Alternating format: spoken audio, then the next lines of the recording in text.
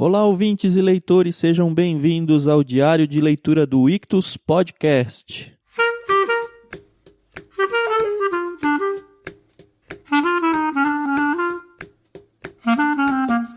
Estamos lendo agora a Biblioteca Mágica de Bibi Bowken. Estamos no penúltimo dia de leitura, o quarto dia, e hoje nós vamos da página 115 até a página 147 e um tequito de nada na 148. Eu sou o Thiago André Monteiro, @vulgutão no Twitter, e estou aqui com a minha amiga e o meu filho, Carol e Lucas. Tudo bem, Carol? Tudo bem com vocês? Oi, tudo bem? Oi, pessoal, aqui é a Carol Simão, @somente Carol lá no Twitter, e tá sendo uma experiência muito diferente, né? A gente veio aí de 20 dias super puxados com o Guimarães Rosa, que foi um livro fantástico, mas agora tá sendo, assim, um bálsamo, quase um carinho, né, na alma, ler esse livro. Uma delícia ler, tudo a ver com o amor pelos livros, esse livro, né? É verdade. E a presença do Lucas tá fazendo toda a diferença aqui no canal. Mas antes da gente entrar no livro, Carol, vamos dar algum recadinho sobre o Ictus? Tiago, o fim do ano está chegando e você acredita que ainda tem gente que não é associado do Clube Ictus? Nós tivemos esse ano uma lista de peixes grandes com indicações fantásticas.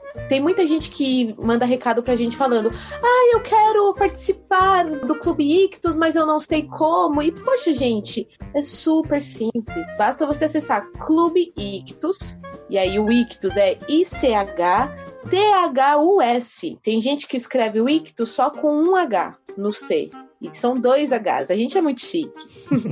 Então, clubeictus.com.br, nós temos planos que vão a partir dos 3 anos. Planos infantis, planos adultos. No adulto, a opção de bimestral e mensal, se você não aguenta ler 2 livros por mês, ou se você, infelizmente, ainda não consegue investir em 2 livros por mês. Você tem a opção do bimestral, que tem bastante gente entrando. E você aproveita os peixes grandes. Fica de olho na nossa rede social, @Clube Ictus em todas elas, porque por lá a gente sempre divulga quem vai ser o peixe grande do mês seguinte. Inclusive o segundo podcast de cada mês, segunda terça-feira do mês, a gente publica a entrevista do peixe grande do mês seguinte. Então você tem a oportunidade de ouvir a entrevista, se interessar pelo peixe grande, pelos livros que ele indicou lá, e com certeza pelo menos um deles vai no kit do mês seguinte. E olha, gente, 2021 promete, viu? A gente já tá aí com vários projetos e planos e peixes grandes e estamos animados. Então, faça parte. Você pode pagar via cartão de crédito ou boleto bancário. A gente, por enquanto, tá entregando só no Brasil, tá bom? É uma das perguntas que a gente mais recebe. Vocês entregam fora do Brasil? Infelizmente, a logística é muito cara pra gente mandar lá pra fora. Quem sabe, num futuro próximo, né, vale a pena. Mas a gente entrega em todo o território brasileiro, do Oiapoque ao Chuí. Então, vem com a gente.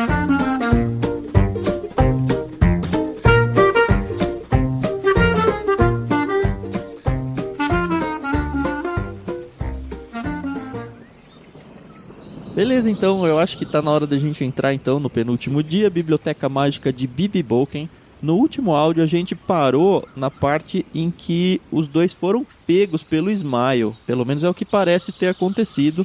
O Smiles pegou ele, colocou um texto que ficou meio boiando assim para quem não é do mercado editorial, mas como o livro ainda não apresentou o significado, a gente também não vai. E agora a gente não sabe o que aconteceu com eles. Vamos descobrir. Isso mesmo. Então, só para as pessoas se situarem, a gente terminou a parte 1, que era denominado o livro de cartas, né? Que era... A gente só via a narrativa da Berit e do Nils, de mais ninguém. Então, a gente só sabia o que eles escreviam na carta. E agora a gente vai para a parte 2, que é denominada a Biblioteca. Esse início aqui, ele fala, caímos como 2 patinhos e devíamos ter previsto que isso ia acontecer. E aí é a Berit falando, porque mais abaixo tem: estou olhando para Nils, que está sentado na minha frente do outro lado dessa mesa enorme. Aparentemente ele está escrevendo obrigado. E aí eu já pensei, nossa, que estranho, parece que eles são talvez prisioneiros que estão sendo forçados a escrever as suas próprias histórias, não sei. E como eu já tinha pensado que o Ismael estava tentando pegar o livro, eu achei que, sei lá, botou eles numa catacumba lá e falou: agora vocês têm que ficar escrevendo o que eu mando, ou vocês têm que terminar esse livro, porque na minha suspeita, o livro, né, a Biblioteca Mágica de B.B. Bolkin, que é aquele livro que vai ser lançado ano que vem, sempre foi esse livro de cartas deles, que parou abruptamente. Vamos ver se é isso mesmo. Isso aí. Conta pra gente, Lucas, o que tá acontecendo. Na parte 2, a Beret começa a falar com o Nils. O Nils tá em Fisherland, aquela cidade onde a Beret mora. Ele tinha ido pra lá porque a Beret falou: ai, vem pra cá rápido, né? Então, aí o Nils tá indo lá pra cidade da Beret, né? Mas aqui ele mesmo fala que como a casa dela é muito pequena, ele ia ficar hospedado no hotel que a tia dele, a mãe da Beret, trabalha, né? Então isso já era uma coisa certa. Ele até comenta aqui que ele queria que a prima ficasse com ele, né? Pra ele não ficar sozinho. Mas enfim, quando ele tá chegando, que a gente viu que ele tinha pego um trem até o porto lá e depois uma barca até a cidade, ele infelizmente se depara com o Ismael, né?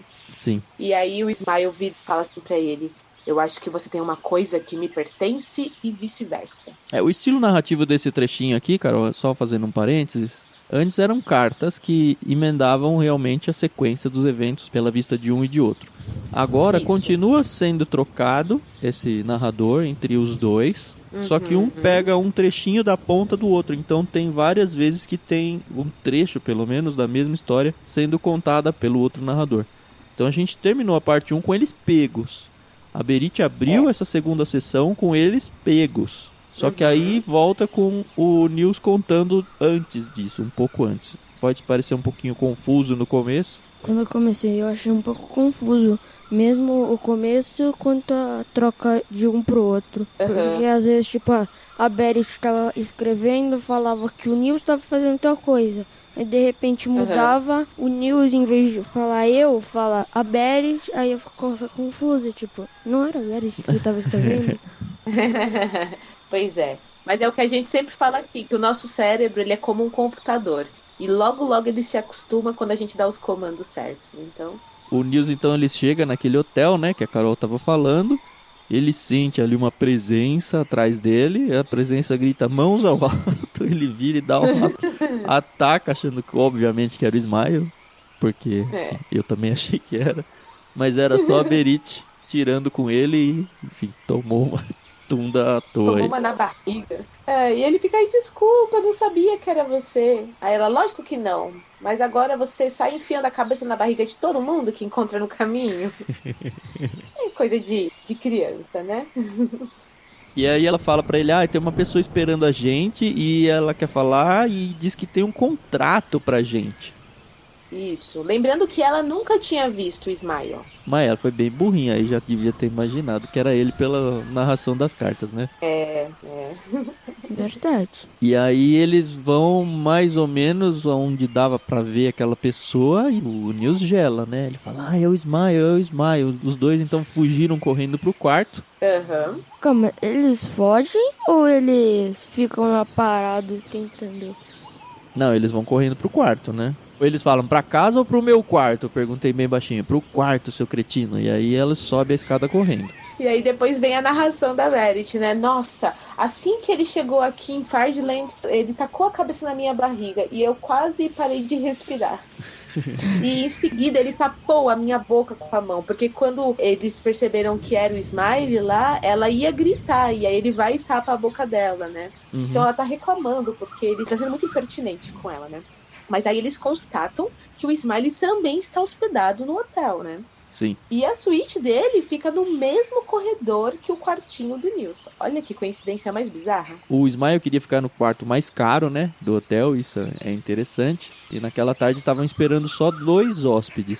O outro era um italiano que eles só falam que ele era muito excêntrico e não se dá muita bola pra ele agora, pelo menos. Ele fala que ele queria visitar o Museu das Geleiras e aí dispensou o jantar. Ela tá falando isso porque ela, como ela é parente lá da dona do hotel, ela é chamada pra trabalhar lá nesse hotel. Então ela vai lá servir o jantar, meio que garçonete, alguma coisa, enfim. E é engraçado que ela tem aqui o diálogo, né, com o hóspede, né, o homem com o sorriso presunçoso, E ele fala, você nesse hotel aqui tem muitos livros interessantes.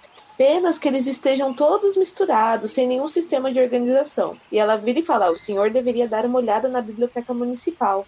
Lá eles usam o Dewey. E aí ele sorriu, e aí ela dá várias informações, né, sobre o sistema de organização. E aí ele fala, estou impressionado com você, minha filha. Você já ouviu falar que aqui existe uma outra biblioteca? Aí, ela já tinha que ter sacado que era ele, né? Já dava, né? As meninas não são mais espertas que os meninos, Carol? Ela é mais velha, então, né? Antes disso, eu queria falar da desculpinha esfarrapada da Berit. Pra quê? Que ela falou que não sabia que era Smile, porque achava que o sorriso dele era muito mais mirabolante. Ela tem que arranjar uma desculpa. Não, ela construiu na cabeça dela um personagem. É igual quando a gente lê um livro antes de ver o filme. Isso aconteceu quando eu li O Poderoso Chefão. Pasmem, eu li o livro antes de ver o filme. É o que aconteceu comigo por Ponte para Terabit. Você desenha na sua cabeça um personagem, e aí quando você vê entre aspas, a realidade no filme, você fala, nossa, não tem nada a ver com o que eu tinha imaginado. Lembra então que a Berit tinha conhecido o Smile por texto só. Então ela desenhou um personagem que, pelo jeito, na realidade não batia muito. Muito comum isso. Mas não é difícil desenhar um homem careca com um sorriso mirabolante. Olha eu aqui, ó. Ai, caramba. Mas enfim, fica essa conversinha mole aí entre os dois. Isso, e é engraçado que ele vira e fala pra ela, eu vou ficar aqui só até amanhã. Se você puder me ajudar um pouco, será muito bem recompensada. E ela já fica assim, meio com medo, meio querendo sair dali. E aí ele continua, eu tenho um contrato, um pra você e um para o Nils. E não precisamos incluir mais ninguém além de nós três. Você está me entendendo? Aí ela tinha muito argumento pra perceber que ele já citou o Nils, eu não lembro, acho que ela não tinha falado o nome do Nils pra ele em lugar nenhum. Não Só que nessa hora, a Billie Holiday, que é a dona do hotel, chama ela. E aí é quando faz o convite pra ela trabalhar como garçonete, ela aceita. E aí o Nils aparece no hotel e aí tem aquela cena que a gente já viu anteriormente. Lembrando que o Smile é que tava com o livro agora, né? Isso, nessa a gente descobre que o Nils perdeu o livro de cartas, né? Porque até então eu não tinha percebido que ele tinha perdido o livro. Foi o final da parte de cartas. Foi o final da parte 1, quando o Smile bota o Nils pra dormir e escreve que os dois caíram feito patinho e rouba o livro. É verdade. E aí ela fica brava com ele, né? Fica bravo e eles criam um plano pra tentar buscar de volta o livro lá no quarto do Smile. Isso é bom porque a Berit tá trabalhando no hotel, então ela consegue uma cópia da chave do quarto e ela consegue monitorar quando ele estivesse no refeitório pra que o Nils fosse lá pegar. Esse é o plano.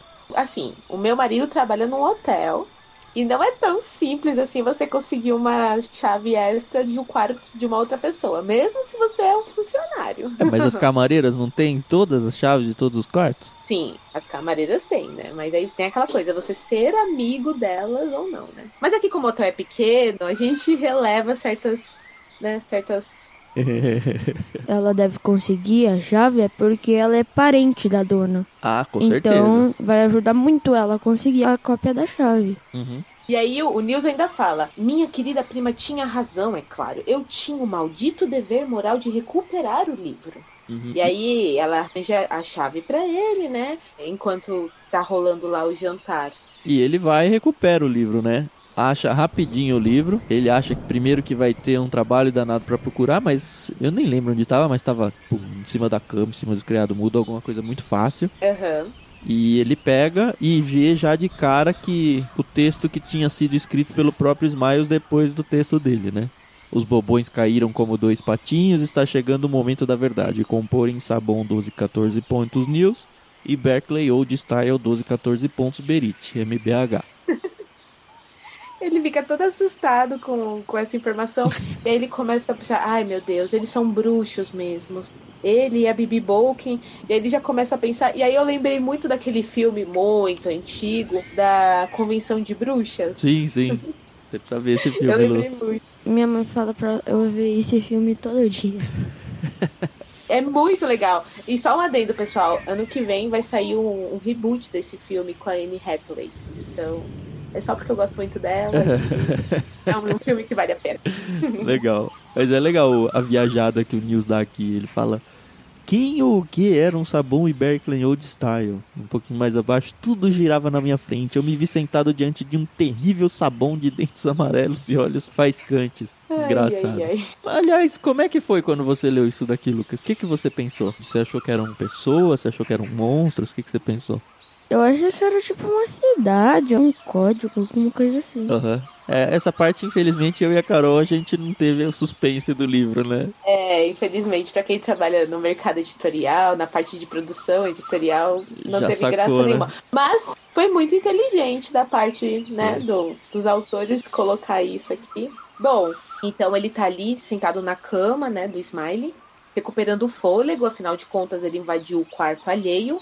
E aí, óbvio que vai acontecer do quê? O Smile vai voltar bem na hora que ele tá lá. Como todo filme que tem esse suspense de alguém invadir o quarto do outro. Isso aí. Como foi com a Bibi Boken lá no começo, que a Berit tinha entrado na casa dela, né? Uhum. E aí ele se esconde lá no terraço, ainda bem que era o quarto mais luxuoso, né? Porque provavelmente era o maior quarto, e aí ele tinha espaço pra se esconder. Uhum. E aí o Smiley entra no quarto e fala, né? Estranho. Tenho certeza de que tranquei a porta quando... E aí ele ficou em silêncio, né? Eu, se fosse o Nils, eu já me entregava ali, gente. Eu já saía com as mãos assim... eu me rendo. Eu já me entregaria total. Mas o Nils fica ali quietinho, né? Pra ver o que vai acontecer. E pelo jeito ele viu que o livro sumiu, né? Então. O Smiley acha que quem pegou o livro foi a Bibi. Que não faz sentido nenhum. Ele sabe que ele tá num hotel com as duas crianças. Não é possível, né? Mas enfim, o autor pensou isso. Os adultos não têm mente aberta, assim como as crianças que podem pensar teoria. E aí o mais engraçado é que o Smiley liga pra Bibi. Uhum. E começa, né? Bibi, aqui é Marcos. Agora basta. E aí tem aquelas pausas, né, de telefone que ele provavelmente tá ouvindo ela. Sim, basta. Acho que já é mais do que suficiente. Não dá pra fazer uma limonada só com 2 limões. Pausa. Não tente fazer isso, Bibi. Não posso ficar esperando eternamente. Pausa. Então terei que tomar a coisa nas minhas próprias mãos. Aí ele desligou e saiu do quarto. Mano, é o que o Lucas falou, né? Se fosse eu ia revistar o quarto pra saber, sumiu o negócio. Ele ligou pra Bibi. A Bibi tava em casa e atendeu? Como assim, gente? Mas ela tem contatos, né? Vai que a rainha Sônia entrou no quarto, ou o ex-presidente dos Estados Unidos. Não é? E o Nils só lá ouvindo tudo sem falar nada. Ainda bem, né? Assim ele não se entrega, né? É engraçado que eu imaginei essa cena de um jeito diferente. Quando falaram terraço, eu achei que o Nils subiu do quarto e tinha algum tipo de janela no teto. E ele ficou observando tudo lá de cima. Você viu sua mente da criança como vai longe? Verdade. Tem ainda a narração dele voltando pro refeitório, todo bravo. E aí a gente percebe que... Dele Smile ou dele Nils? Do Smiles, né? Que ele fica todo bravo e volta. Sim, é verdade. Só que o Aliás, Nils, não, tem o fim da narração estraga. do Nils primeiro, né? Isso aí volta depois pela narração da Berit, é verdade. Isso, exato. Que aí ele fala, notei que estava gelado como um pinguim. Ou, em outras palavras, eu estava furioso. Aí ele começa, não tínhamos feito nada para eles. Era o nosso livro de cartas. Eu queria pegá-lo de volta. Já estava simplesmente farto de pistas misteriosas, bibliotecas secretas e ladrões de livros carecas e sorridentes. Eu queria ter de volta o meu livro de cartas e aproveitar as minhas férias de outono. E aí ele volta pro refeitório todo bravo e decidido da vida e fala, agora é o momento chave, chega. Não aguento mais, momento da verdade, vamos procurar a Bibi Boken. Aí agarra a Berit e fala, não, agora vai. E aí troca o narrador pra Berit pra contar tudo isso que aconteceu pela visão dela. Que afinal de contas ela não sabia o que estava acontecendo lá no quarto. Ela só estava tentando atrasar o Smiley para que o Nils pudesse recuperar o livro, né? Isso. Aí tem um trechinho dela trabalhando lá no refeitório, tentando servir comida pro Smile. Ela mesmo fala, eu nem sei como é que eu vou chegar pra atender ele, né? Porque, enfim, a gente tinha acabado de fugir dele. E isso é antes do... Enquanto o Nils tá entrando no quarto e o Smile ainda não chegou no quarto. Não é depois que o Nils e o Smile saíram do quarto. Não. É bem legal, porque se você vai imaginando como uma cena de filme, a gente consegue ter essa diferença, né? De tá acontecendo uma cena em cima, tá acontecendo uma cena embaixo, tudo simultâneo, né? É bem bacana. Bom, aí chega o ponto de encontro e eu achei até muito legal, porque a Berit, ela tá servindo um casal de americanos, né? E o Neil chega todo desesperado. Vem pra cá, Berit, a gente tem que resolver isso. E os americanos ficam, oh, o que tá acontecendo? Você tá meio fora de controle. Young man, I must say you're a little out of control. Can anybody tell me what's happening here? Eu fico imaginando isso. Bem americano, né? No Brasil, falando inglês, né? Falando com os brasileiros em inglês, né? Vai pra lá e fala português pra eles, pra você ver. Não? Bom, aí a gente descobre que os dois saem do hotel, né? E eles vão até a casa do Bibi Bolkin, né? Pra, afinal de contas, resolver esse mistério, né? Porque o livro tá acabando, né? Eu achei a segunda parte a parte mais legal, porque é a parte mais do suspense, assim. Evolui mais rápido a história, é verdade. Aí é interessante porque eles estão indo no caminho da casa, eu acho que o Nils fala, né? Isso já aconteceu comigo antes, ele disse. Isso o quê? Isso aqui, nós dois andando aqui à noite na chuva, eu tenho certeza. Então vem um déjà vu danado. Eu fiquei tentando lembrar que parte do livro teve isso, porque eu também tive a impressão de que eu já li isso no livro, mas não lembrei. E aí eu segui só. Bom, eles entram, chegam na casa da Bibi, eles veem que as luzes estão acesas, né? Eles até imaginam que o Smiley e a Bibi vão abrir a porta e pegar os dois, mas não é o que acontece. Bizarramente, apesar da luz acesa, eles toca a campainha, e aí é legal que aparece uma palavra nova que você conhecia, Lucas? O que aconteceu a seguir chama-se anticlímax. Um clima ruim. É, mais ou menos. O clímax é o momento chave, é o momento da virada. É agora que vai tudo acontecer. Anticlímax é aquela que você fala... não aconteceu nada. Mas enfim, ninguém atende, né? Então. Aí a Berit fala, eu já entrei aí, vamos tentar entrar? E óbvio que a maçaneta está aberta, né? A fechadura está aberta. Tanto que no começo do livro, quando a Berit entra pela primeira vez na casa da Bibi Bolkin, ela fala que todos em Fijelen deixam a porta destrancada. Pois é, pode parecer irreal, mas quando eu morava em Jundiaí, que eu era criança, tinha um amigo meu que morava no mesmo bairro. E na casa dele era chegar correndo de bicicleta, tinha uma rampa de acesso para os carros, que estava sempre aberto o portão. Eu pegava já impulso na rua, subia de bicicleta para dentro da casa dele, porque o portão estava aberto. Chegava lá, jogava a bicicleta na garagem e entrava na casa dele, porque a porta não só estava destrancada, como ela também estava sempre aberta. E aí, lá da sala, indo pro quarto, eu já começava a gritar, Chico, Chico. Olha que coisa, nunca passei por isso. Pois é. Bom, eles entram e eles tiram os sapatos, né, pra tentar não fazer tanto barulho. A Berit fala, eu já estive aqui, já entrei em cada quarto desses, não tem nada. E aí o Nils fala, você acha que existe um andar subterrâneo?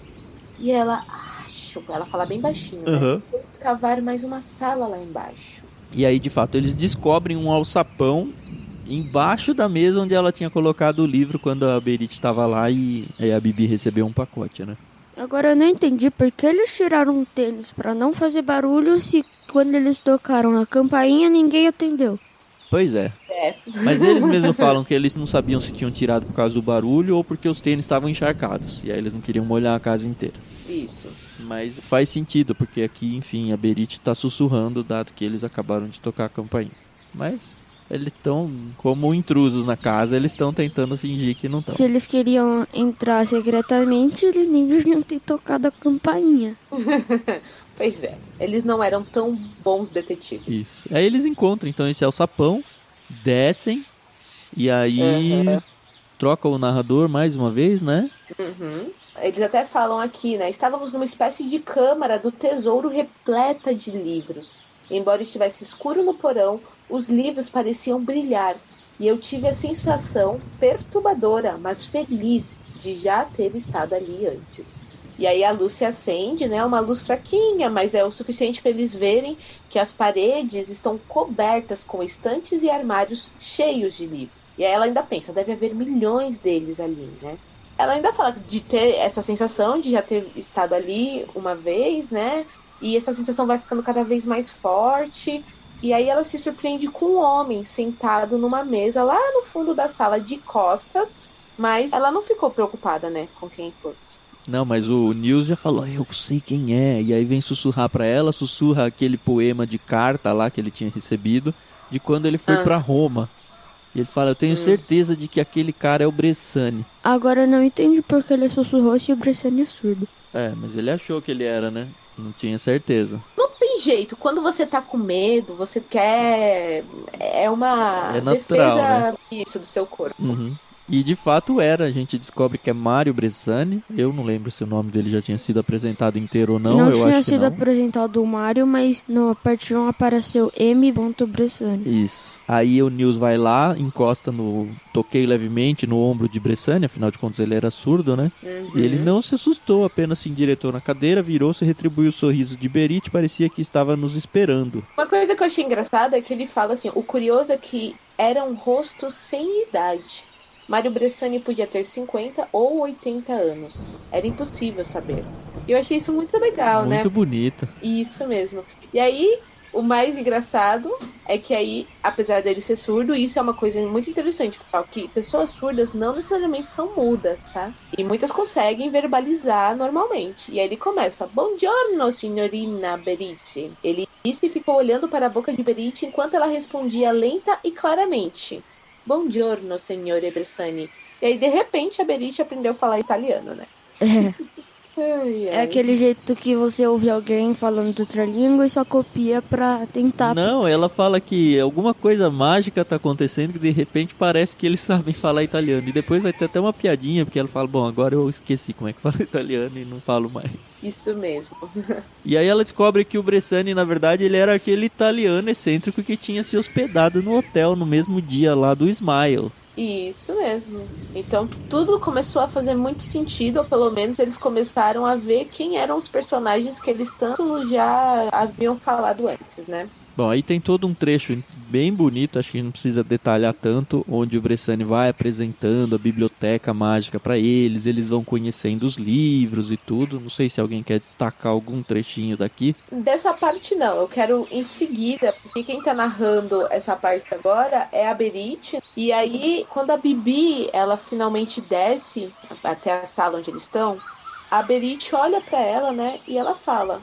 Era Bibi Bolkin. Ela não era magra, mas também não era gorda. Era exatamente o que se chama de uma pessoa distinta. Até então eu pensara nela como a bruxa dos livros. Mas aquela mulher de vestido vermelho era uma bruxa?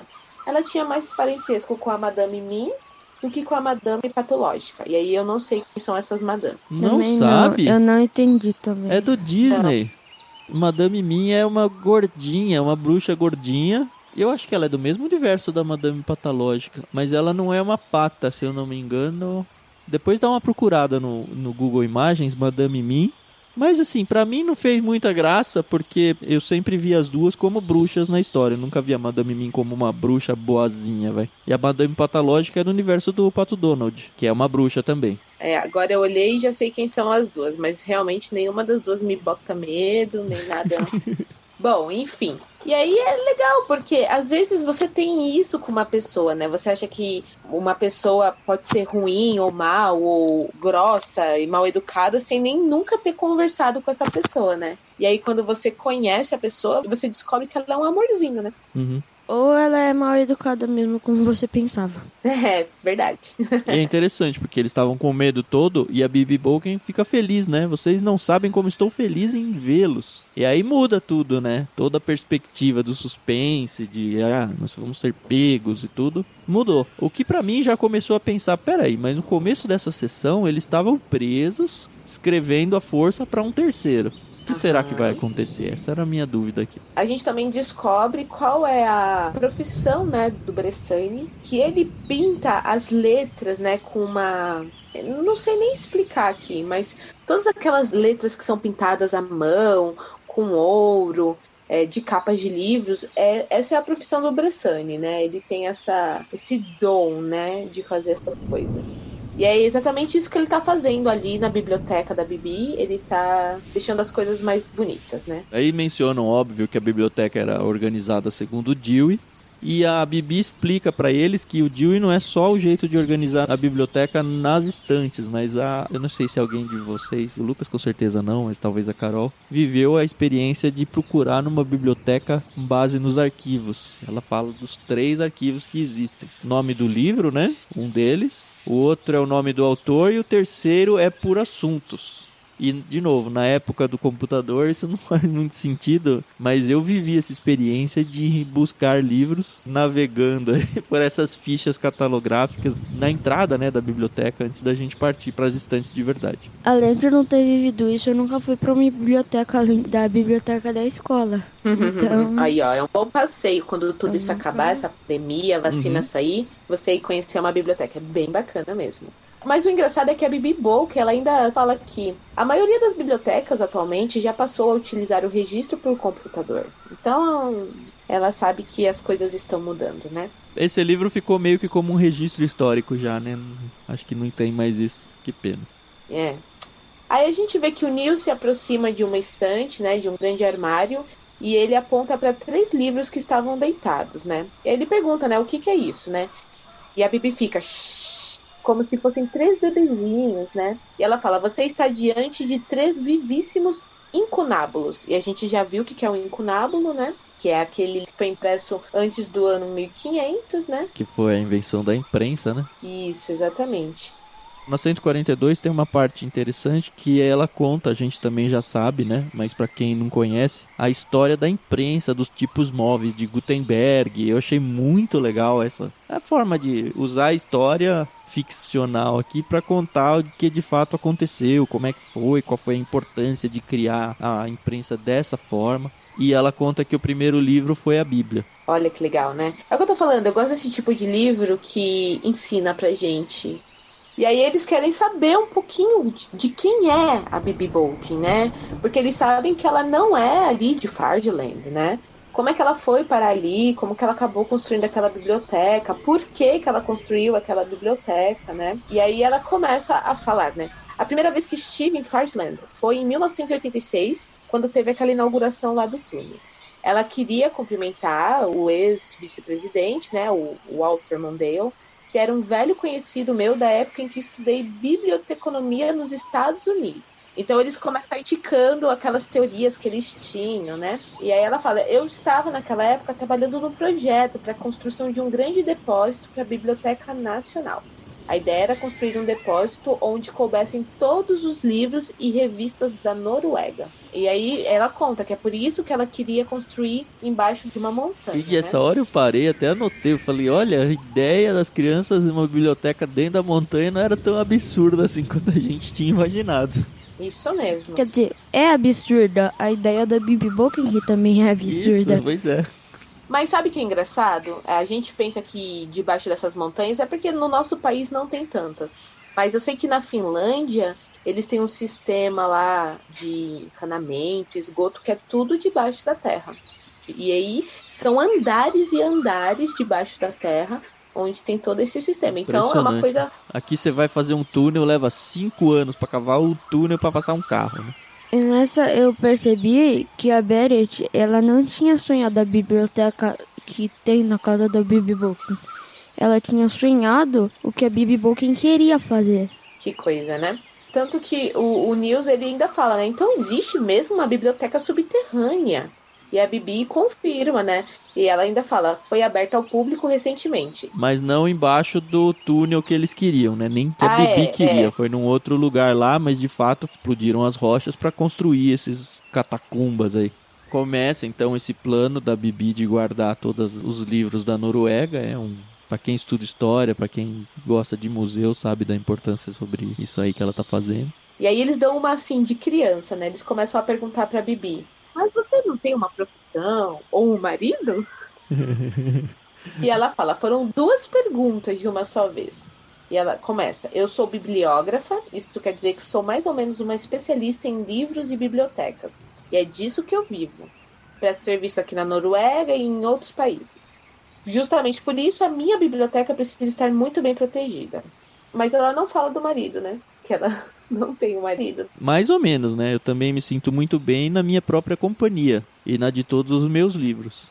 Alguém disse uma vez, um bom livro é o melhor amigo. Outra pessoa expressou isso de forma semelhante. Quem escolhe bem os seus livros estará sempre na melhor das companhias. Neles nos encontramos com os caracteres mais ricos de espírito, mais sábios e mais nobres que constituem o orgulho e a glória da humanidade. Ou seja, ela responde que casou com os livros. E aí eles pensam que aquela é a biblioteca mágica, né? Uhum. E aí ela fala assim, mas vocês ainda não viram a biblioteca mágica. É.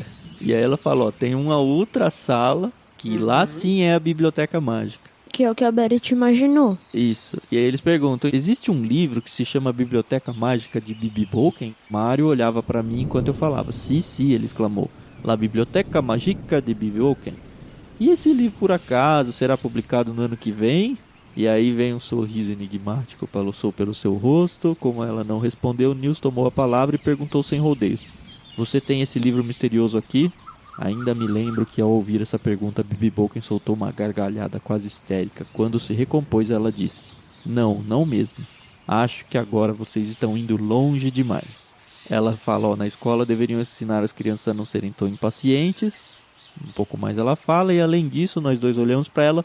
Vocês ainda não viram a biblioteca mágica. E termina a leitura de hoje. E vamos ver onde será essa biblioteca mágica agora que eles vão apresentar, que provavelmente tem os livros do futuro, né? Que é o que a gente está mais querendo saber. Se vocês caíram de paraquedas nesse episódio, ouçam todos os outros episódios anteriores e o próximo para saber o resto da história. Beleza, amanhã a gente continua para encerrar então esse livro gostoso de ler, a Biblioteca Mágica de Bibi Bolken. E é isso aí. Tchau, galera. Tchau. Tchau.